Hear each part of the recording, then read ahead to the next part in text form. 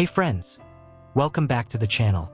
If you're drawn to stories that speak to the quiet truths we often ignore, the ones wrapped in silence, subtlety, and self-realization, then you're in the right place. Before we begin, if you find meaning in these reflective journeys inspired by Zen and Stoic wisdom, take a second to like, subscribe, and tap the bell icon. It helps the channel grow and helps more people find the stillness within the story. Now, have you ever chased someone only to later realize they were gently showing you they weren't chasing you back? This is the story of Rogers and how he discovered that the absence of love often speaks louder than its presence. Let's begin. The light of the setting sun paints the sky in warm hues. Rogers sits quietly on a worn park bench, journal in hand, the pen motionless between his fingers. His eyes scan the horizon, a slow sigh escaping him. They say truth is like water, clear when still, but murky when stirred by desire. I didn't want to see it, but the signs, they were always there. It started innocently enough. A chance meeting at a downtown cafe. Rogers was reading a book on Zen when she asked about it. Ella. Bright, curious, soft-spoken. Her laughter came easy. Her eyes sparkled when she spoke. They talked for hours. Rogers, ever the romantic, saw the world through the lens of potential. Her interest in his words, her subtle compliments, her kind demeanor. He mistook them for attraction, for possibility. But Ella never texted first, never asked to meet again. She would laugh at his jokes, but her eyes scanned the room. She would reply to his messages, but often with delays, and always with a gentle distance. She spoke often of other men, colleagues, past boyfriends, new dates, with an open ease that should have told Rogers everything.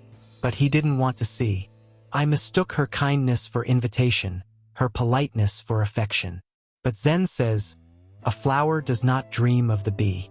It blossoms, and the bee comes. I was chasing, not blooming. They had made a plan to meet one Saturday evening. Rogers was excited. Maybe this was a turning point. He waited. Minutes turned into hours. No message. No call. The same thing had happened a week before. That night, Rogers sat alone in his room. No music. No phone. Just stillness. The soft tick of the wall clock became his meditation. In Stoic thought, Epictetus said, if someone does not want to be with you, let them go. You lose nothing of yourself.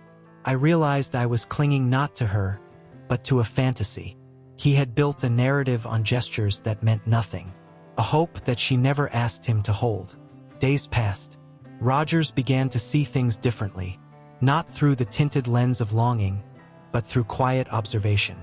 He remembered how she would cross her arms when they sat close, how she would instantly respond to her friend's texts, but take hours to reply to his, how in group photos, her body tilted slightly away from him, her smile never quite reaching her eyes when he stood beside her.